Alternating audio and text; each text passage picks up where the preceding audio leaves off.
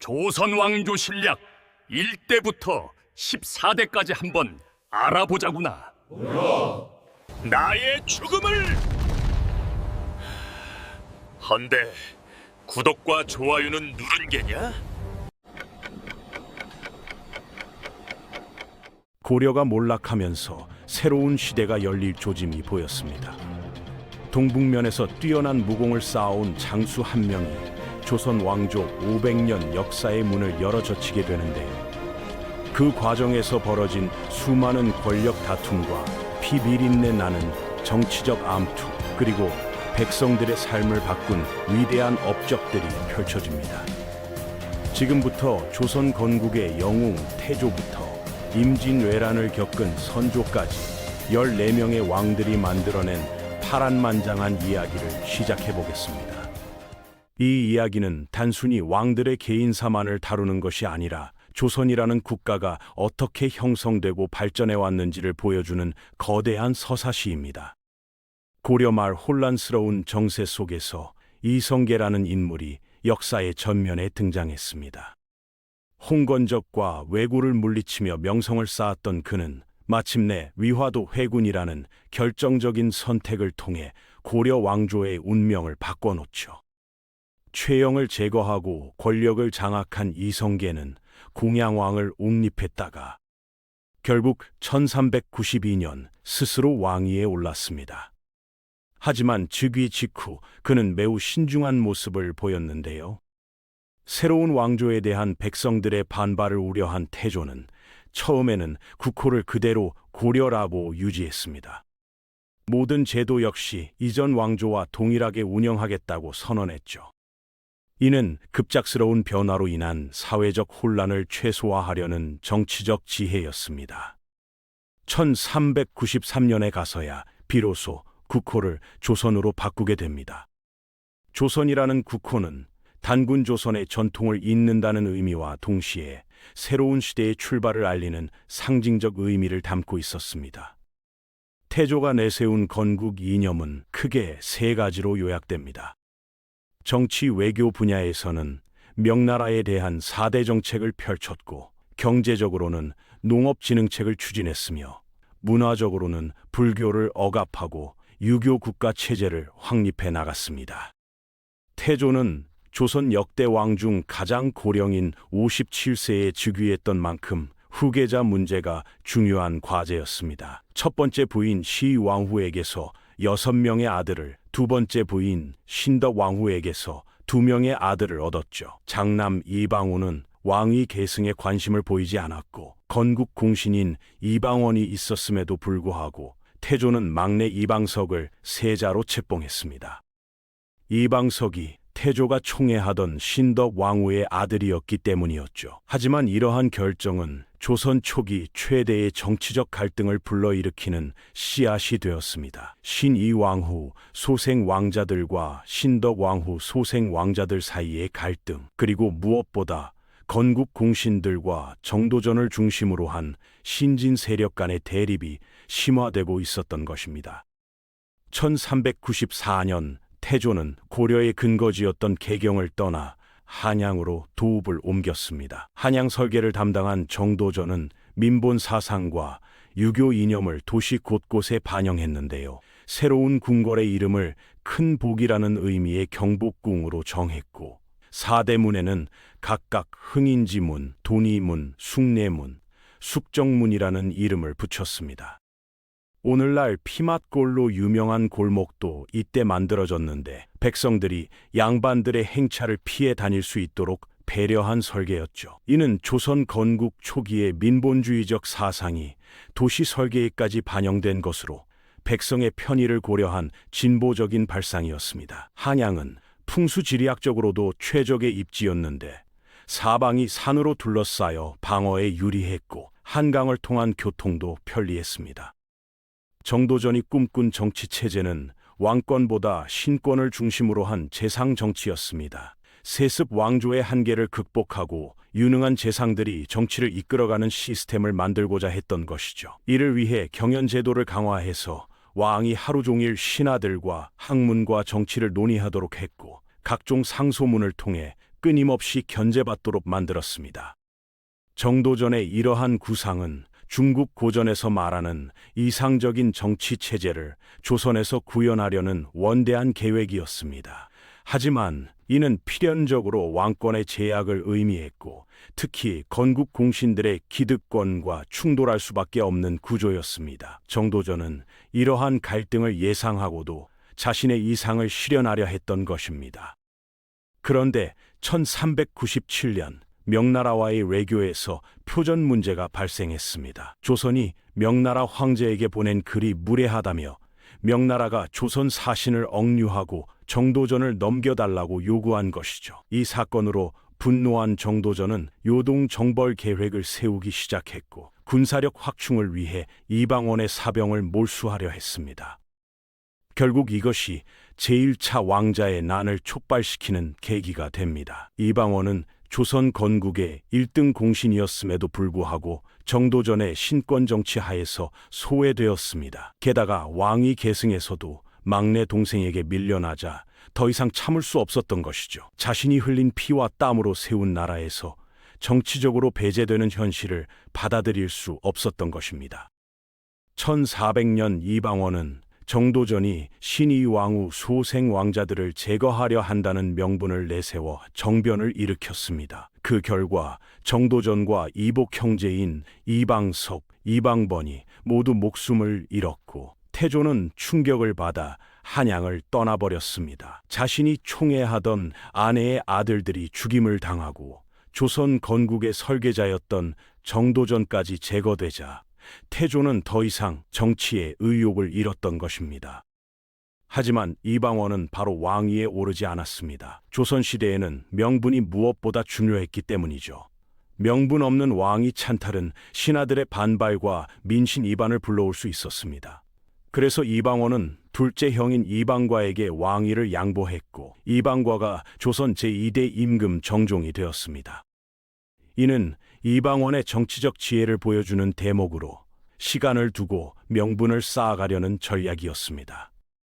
정종은 무인 출신으로 용맹했지만 권력욕이 없었던 인물이었습니다. 동생 이방원의 눈치를 보며 실권 없는 왕 노릇을 해야 했죠. 스트레스를 받은 정종은 정사를 돌보지 않고 격구라는 말 타고 공치는 경기에만 열중했습니다. 실권은 모두 이방원과 그의 측근들이 쥐고 있었고, 이들의 횡포가 심해져도 정종은 제대로 처벌하지 못했죠. 정종은 한양을 다시 개경으로 옮기려 했지만 실패했습니다. 개경에서 제2차 왕자의 난이 벌어졌기 때문인데요. 이번에는 이방간이 박포와 함께 이방원을 공격했지만 결국 실패했습니다. 이 사건으로 이방원의 입지가 더욱 강화되자 정종은 왕위를 포기하고 이방원을 세자로 책봉한 후 군통 수권까지 넘겨주었습니다. 마침내 1400년 이방원이 조선 제3대 임금 태종으로 즉위하게 됩니다. 태종 이방원은 불같은 성격의 소유자였지만 조선 역대 왕 중 유일하게 과거에 급제한 문무겸전의 인물이었습니다. 16세에 문과에 합격했을 때 아버지 이성계가 크게 기뻐했다고 전해지죠. 하지만 제1차 왕자의 난으로 동생들을 죽인 아들에게 이성계는 크게 실망했고 고향인 함흥으로 돌아가 버렸습니다. 태종이 아버지를 불러오려고 사신을 보냈지만 돌아오지 않아서 함흥차사라는 말이 생겨났습니다. 이성계는 자신이 세운 왕조에서 벌어진 피비린내 나는 권력 다툼에 크게 상심했던 것입니다. 특히 자신이 총애했던 막내 아들들이 죽임을 당한 것에 대한 아버지로서의 슬픔과 분노가 컸을 것으로 추정됩니다. 태종은 강력한 왕권 확립을 위해 여러 정책을 추진했습니다. 의정부를 거치지 않고 육조에 직접 명령하는 육조 직계제를 실시했고, 사병을 혁파해서 무력 반란의 가능성을 차단했습니다. 외척 세력도 철저히 견제했는데 자신을 왕으로 만드는 데 기여한 원경왕후 민씨의 형제들까지 제거했을 정도였죠. 또한 사관원을 독립시켜 언관들이 직접 왕에게 직언할 수 있도록 했습니다. 태종의 이러한 정책들은 모두 강력한 중앙 집권 체제 구축을 목표로 한 것이었습니다. 조선 건국 초기의 혼란을 수습하고 안정된 정치 체제를 만들기 위해서는 왕권의 강화가 필수적이라고 판단했던 것입니다. 하지만 이 과정에서 많은 피가 흘렀고 태종은 피의 군주라는 오명을 뒤집어 쓰게 되었습니다. 태종은 18년간의 치세를 마치고 셋째 아들 충녕대군에게 왕위를 물려주었습니다. 장남과 차남은 각각 여색과 불교에 빠져 자격을 상실했기 때문이었죠. 충녕대군은 어릴 때부터 학문에 몰두하여 책을 수백 번씩 반복해서 읽는 학구파였습니다. 1418년 22세의 나이로 즉위한 그가 바로 조선 제4대 임금 세종입니다. 세종은 즉위 초기에 아버지 태종이 병권을 계속 쥐고 있어서 이중 권력 상황을 겪어야 했습니다. 강상인 사건에서 보듯이 태종의 권력은 여전히 막강했죠. 태종은 세종의 외척 세력을 견제하여 세종의 장인인 시몬까지 죽음에 이르게 했습니다. 하지만 세종은 인내심을 갖고 점차 자신의 입지를 다져나갔습니다. 세종시대의 가장 큰 특징은 명나라와의 4대 관계였습니다. 명나라는 조선의 궁녀를 요구했는데 태종과 세종 집권기에만 114명이 명나라로 끌려갔습니다. 궁녀로 선발되는 것을 피하려고 얼굴에 흉터를 내거나 승려가 되는 여인들도 있었을 정도였죠. 세종은 전쟁을 피하고 백성을 보호하기 위해 이런 굴욕적인 요구도 받아들여야 했습니다. 그럼에도 불구하고 세종은 수많은 업적을 남겼습니다. 박연을 통해 궁중음악을 정비했고 집현전을 운영하여 학문 발전을 도모했습니다. 또한 조선 최초로 여론조사를 실시하여 세금 제도인 공법을 시행했고 의정부 서사제를 통해 왕권과 신권의 조화를 이뤘습니다. 장영실 같은 신분이 낮은 인재도 과감히 등용하여 다양한 과학기구를 발명하도록 지원했죠. 1443년에는 우리나라 독자적인 역법서인 칠정산을 편찬했습니다. 중국 베이징 기준이 아닌 서울 기준으로 시간을 측정할 수 있게 된 것이죠. 하지만 세종의 가장 위대한 업적은 역시 한글 창제였습니다. 모든 백성이 글을 알아 어리석은 죄를 짓지 않기를 바랐던 세종은 과학적이고 독창적인 문자 체계를 만들어냈습니다. 용비어천가, 석보상절 등을 출간하여 한글 보급에도 힘썼죠. 한글은 백성들이 쉽게 배우고 사용할 수 있도록 만든 문자로 당시 세계에서 가장 과학적이고 체계적인 표음 문자였습니다. 이는 세종의 애민 정신이 만들어낸 위대한 발명품이었고 오늘날까지도 우리 민족의 자부심이 되고 있습니다. 세종은 과로와 스트레스로 건강이 악화되어 30년 재위 후 승하했습니다. 그의 뒤를 이어 장남 이향이 조선 제5대 임금 문종이 되었는데 문종은 무려 30년간 세자 생활을 하며 충분한 경험을 쌓았습니다. 문종은 완벽한 지덕체를 갖춘 인물이었지만 아내복이 없어서 3명의 부인을 모두 잃었습니다. 첫째와 둘째 부인은 각각 저주와 동성애 문제로 폐위되었고 셋째 부인 현덕 왕후는 산후병으로 24세의 세상을 떠났죠. 문종은 연이은 상중으로 건강이 악화되었고 동생들의 견제를 받는 어린 아들 단종을 걱정하며 고명 대신들에게 아들을 부탁한다는 유언을 남기고 2년 만에 승하했습니다. 1452년 12세의 어린 나이로 즉위한 단종은 삼정승의 보필을 받았지만 숙부 수양대군의 야망을 막을 수는 없었습니다. 수양대군은 표면적으로는 권력에 관심이 없는 척했지만 내심으로는 김종서 중심의 신권 정치를 견제하고 있었습니다. 1453년 마침내 계유정난을 일으켜 김종서와 황보인을 죽이고 정권을 장악했죠. 안평대군까지 제거한 수양대군은 2년간 명분을 쌓은 후 1455년 단종을 폐위시키고 스스로 왕위에 올라 조선 제7대 임금 세조가 되었습니다. 세조의 왕위 찬탈에 반발한 많은 충신들이 단종 복위를 위해 목숨을 바쳤습니다. 성삼문, 하위지, 이계, 박팽년, 유성원, 유음부는 사육신으로 추앙받게 되죠. 결국 세조는 17세의 단종에게 사약을 내려 죽였고 단종을 모시던 궁녀들과 영월의 어몽도 같은 충신들의 희생이 뒤따랐습니다. 세조는 한명회라는 뛰어난 책사의 도움을 받아 왕권을 강화해 나갔습니다. 육조 직계제를 다시 실시하고 집현전을 폐지했으며 경연제도도 없앴습니다. 지방의 유향소도 혁파하여 중앙집권체제를 완성했죠.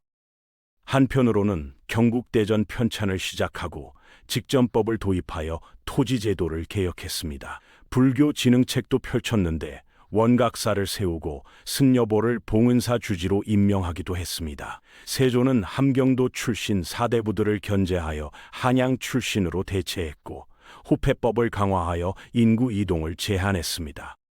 이 시에의 난같은 반란도 성공적으로 진압하여 중앙 집권 체제를 더욱 공고히 했죠. 1468년 원상제를 도입하여 왕세자의 정치 수습을 도왔고 그 다음 날 52세로 승하했습니다. 세조의 아들 의경세자가 일찍 죽어서 둘째 아들 예종이 왕위를 이었습니다. 예종은 19세에 즉위하여 어머니 정의왕후의 수렴청정을 받았는데 이는 조선 최초의 수렴청정이었습니다. 예종은 아버지를 세조라는 최고의 묘호로 올리는 등 강력한 왕권을 추구했지만 재위 15개월 만에 급서했습니다. 남이의 옥 사건으로 신진 세력을 제거하고 경국대전 편찬을 완성하는 등의 업적을 남겼죠. 예종이 갑자기 죽자 4세의 아들 대신 13세의 조카 자을산군이 왕위에 올랐습니다. 그가 바로 조선 제9대 임금 성종인데 20세까지 할머니 정의왕후의 섭정을 받았습니다. 성종은 조선 건국기의 완성자로 평가받는 인물로 할머니의 보필하에 유교 문화를 강화하고 민생 안정책을 추진했습니다. 성종은 할아버지 세조가 없앤 제도들을 다시 부활시켰습니다. 경연제도를 재개하여 25년간 9,229회나 참여했고 홍문관을 설치하여 학문 발전을 도모했습니다. 독서당도 만들어 젊은 관료들의 학습을 지원했죠. 유향소도 다시 부활시켜 지방자치를 강화했습니다. 이러한 정책들은 세조의 강권 정치에서 벗어나 문치주의로 돌아가려는 의지를 보여주는 것이었습니다. 성종 시대의 가장 큰 변화는 살인파의 등장이었습니다. 기존의 훈구파에 맞서 김종직을 중심으로 한 성리학자들이 중앙정계에 진출한 것이죠. 성종은 두 세력의 균형을 통해 왕권을 강화하려 했습니다. 음악을 통한 교화 정책도 추진하여 악학교범이라는 음악 백과사전을 편찬했고 할아버지 세조 때부터 만들어온 경국대전을 마침내 완성했습니다. 성종 후기에는 사회 전반에 유흥문화가 확산되었고 성종 자신도 9명의 후궁을 두었습니다. 그중 패비 윤씨는 질투심이 극심해서 다른 후궁들을 해치려 하거나 성종의 얼굴을 핥히는 등의 문제를 일으켰습니다. 결국 중전이 된 지 3년 만에 폐위되었고 아들 연산군이 6세일 때 사약을 받고 죽었습니다. 1494년 성종이 승하하자 19세의 연산군이 조선 제10대 임금으로 즉위했습니다. 연산군은 어릴 때부터 고독한 환경에서 자랐고 할머니 인수대비의 차별 대우와 새어머니에 대한 거부감으로 마음의 상처가 깊었습니다. 즉위 초기에는 오히려 성군의 기질을 보이며 부패를 척결하고 변방을 안정시켰지만 살인파와의 갈등이 점차 심화되었습니다. 1498년 무오사화가 터지면서 첫 번째 피바람이 시작되었습니다. 김종직의 조의 제문이 세조의 단종 폐위를 비판한 글이라며 문제가 되자 연산군은 이를 계기로 살인파를 대거 숙청했습니다. 김종직은 이미 죽었음에도 불구하고 부관 참시를 당했죠. 이후 연산군은 향락에 빠져 흥청들과 연일 잔치를 벌였고 국고가 바닥나자 백성들에게 무거운 세금을 부과했습니다. 1504년 갑자사화에서는 어머니 패비 윤씨의 죽음과 관련된 인물들을 모조리 처단했습니다. 의분 어머니들을 직접 참수하고 할머니 인수대비를 들이받아 죽게 만들었으며 관련된 신하들을 7개월간 사륙했습니다. 경연이나 사관원 같은 견제기구들을 모두 없애고 성균관을 동물원으로 만드는 등 기이한 행동을 보였죠. 연산군의 폭정은 날이 갈수록 심해져서 백성들의 고통이 극에 달했습니다. 궁궐 확장을 위해 민가를 철거하고 사치와 향락을 위해 무리한 세금을 징수했으며 조금이라도 비판하는 사람들은 모두 죽음으로 다스렸습니다. 결국 조정 신하들과 백성들 모두가 연산군의 폭정에 등을 돌리게 되었습니다. 결국 1506년 중종 반정이 일어나 연산군이 폐위되었고 성종의 둘째 아들 진성대군이 조선 제11대 임금 중종으로 즉위했습니다. 중종은 반정 공신들에 의해 왕이 된 만큼 왕권이 약했고 조강지처인 단경어후까지 쫓아내야 했습니다. 이망산 치마바위 전설도 이때 생겨났죠. 단경왕후가 궁에서 쫓겨나며 한을 품고 바위가 되었다는 애절한 이야기입니다. 중종은 연산군의 패정을 수습하고 홍문관 기능을 강화하여 왕도 정치를 추구했지만 반정 공신들의 세력이 강해 한계가 있었습니다. 1515년 조광조를 등용하면서 개혁 정치를 시도했는데 조광조는 급진적인 성리학자로서 향약을 실시하고 현양과를 통해 인재를 등용했습니다. 하지만 너무 급진적인 개혁으로 훈구파의 반발을 사게 되었고 중종도 점차 부담을 느끼게 되었죠. 결국 1519년 기묘사화가 일어나 조광조와 살인파가 숙청되었습니다. 조광조는 사약을 받기 전 임금을 사랑하기를 부모 사랑하듯 했고 나라 걱정을 내 집 걱정하듯 했다는 시를 남겼습니다. 이후 중종의 정치는 혼란을 거듭했고 1521년 신사무옥으로 다시 한번 살인파가 타격을 입었습니다. 대외적으로는 삼포외란이 일어나 일본과의 관계가 악화되었고 1512년 임신약조를 체결하여 교역을 제한했습니다. 북방에서는 야인들의 침입이 빈번했고 이에 대응하기 위해 정병위와 비변사를 설치했습니다. 중종은 38년 3개월이라는 긴 재위 기간을 마치고 1544년 승하했습니다. 그의 재위 기간은 정치적 혼란이 계속되었지만 조선의 기본 체제를 안정시키는 데 기여했습니다. 중종의 뒤를 이어 30세의 인종이 즉위했지만 재위 8개월 만에 급사했습니다. 인종은 3살 때부터 글을 읽을 정도로 총명했고 도학 사상에 깊이 매료된 이상적인 군주였지만 계모 문정왕후의 견제와 압박으로 고통스러운 세자 시절을 보냈습니다. 독살설도 제기될 정도로 의문스러운 죽음이었죠. 인종이 후사 없이 죽자 12세의 이복 동생 경원대군이 조선 제13대 임금 명종으로 즉위했습니다. 어머니 문정왕후가 8년간 수렴 청정을 했는데 그녀는 조선 최고의 치맛바람으로 유명한 인물입니다. 을사사화와 양재역 벽서 사건을 통해 정적들을 제거하고 동생 윤원형과 함께 외척 정치를 펼쳤죠. 문정왕후는 불교 진흥책을 추진하여 승보를 봉은사 주지로 임명하고 도첩제를 시행했습니다. 전국 유생들의 반발이 심했지만 끝까지 불교를 보호했죠. 한편으로는 명종을 반말로 대하고 때리는 등 왕권을 능가하는 권세를 누렸습니다. 문정왕후의 권력은 왕을 능가할 정도로 막강했고 이는 조선 왕조사에서도 매우 이례적인 일이었습니다. 명종 시대에는 왜구의 피해가 극심했고 1555년 을묘 외변으로 전남 지역이 큰 피해를 입었습니다. 내정으로는 임꺽정의 난이 일어나 사회 불안이 가중되었죠. 1565년 문정왕후가 죽자 윤원영 일파와 승보가 제거되면서 조정이 안정되었지만 명종도 2년 후 34세의 나이로 승하했습니다. 명종이 후사 없이 죽자 중종의 서자인 16세의 하성군이 조선 제14대 임금 선조로 즉위했습니다. 선조는 조선 최초로 서자 출신 왕이 되었기 때문에 왕권의 권위가 약했습니다. 하지만 사림 세력을 대거 등용하여 이황, 이이 같은 성리학 대가들을 스승으로 모시며 학문 정치를 추구했죠.